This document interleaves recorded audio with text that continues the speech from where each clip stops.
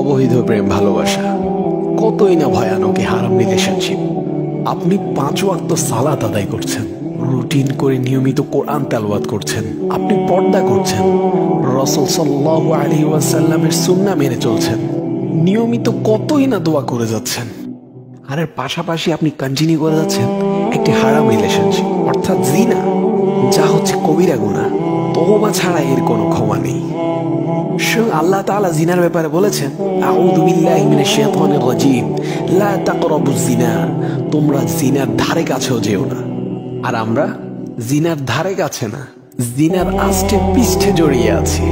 শেষ পর্যন্ত হারাম রিলেশনে থাকা মানুষটিকে জীবনসঙ্গী হিসেবে পাবেন কিনা তারও কোনো নিশ্চয়তা নেই। অধিকাংশ হারাম সম্পর্কের শেষ পরিণতি বিচ্ছেদ অথবা ধোঁকা, অথচ পাপগুলো আপনার আমলনামায় থেকেই যাবে।